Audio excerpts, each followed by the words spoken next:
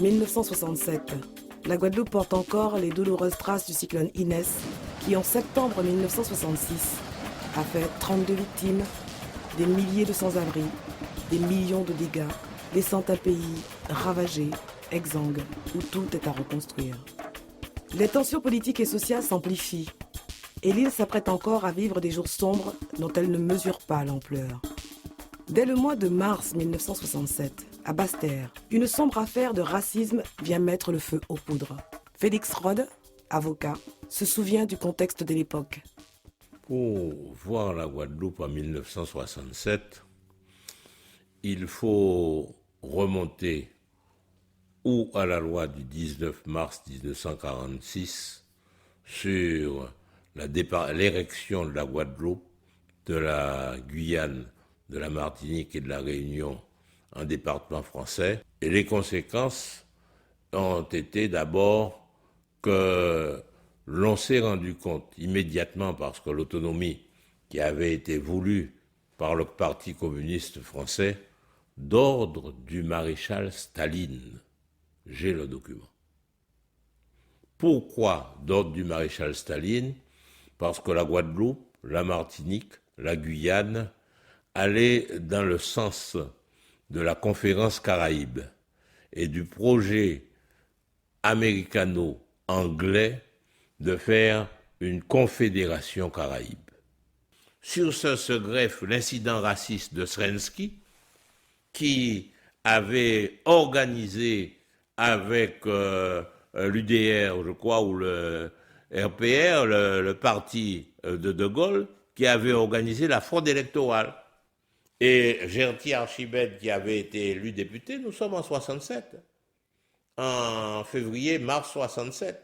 Gerty Archibald, qui est élu député dans le continent guadeloupéen, la troisième circonscription, et il est député de Pointe de Dé à Trois-Rivières, et on va à Marie-Galante.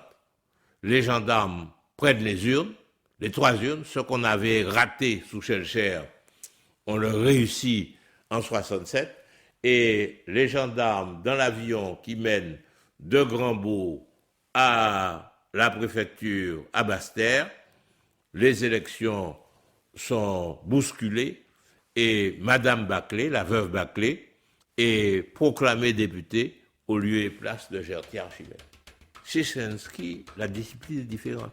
Et si pendant que vous servez une négresse ou un nègre, un blanc ou une blanche arrive, il faut abandonner le nègre et voir le blanc.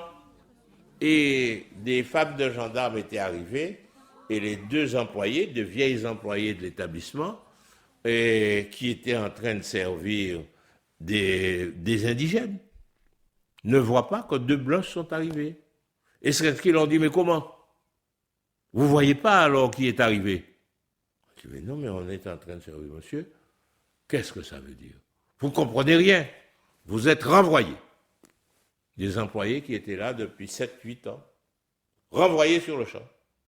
Et Balzinc avait eu une autorisation de la mairie de recevoir les gens sortant du magasin de Srensky pour clouter leurs chaussures et mettre un talon en fer.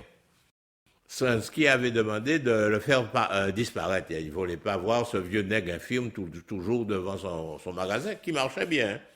Tout marchait bien, sauf le jour où il est arrivé avec son chien lourd, une bête énorme de 60 kilos, et il a détaché le chien qui était avec lui, qui était un animal très obéissant, et il lui a dit, va embrasser le nègre. Et le chien a bondi, il a embrassé Balzinc, terrorisé, qui est tombé. On appelle la police, les policiers viennent, et Srensky leur dit, foutez-moi le camp. Et les gens ont vu ça, ils ont dit, on ne peut pas faire ça. Nous pas dans l'Alabama, nous pas en Afrique du Sud, on ne peut pas faire un nègre ça. Alors, ils ont attendu, la police n'a rien fait, il a dit, si la police pas amené au commissariat, ils ne vont pas rentrer, ils sont rentrés, ils ont saccagé, et pendant 3 jours et 3 nuits, la population s'est massée à Basse-Terre devant le magasin Srensky. On a fait des charges de CRS, des charges de policiers, des charges de gendarmes. Dès que la charge était finie, les gens revenaient. C'était pas les mêmes, mais c'était toujours une masse qui était là.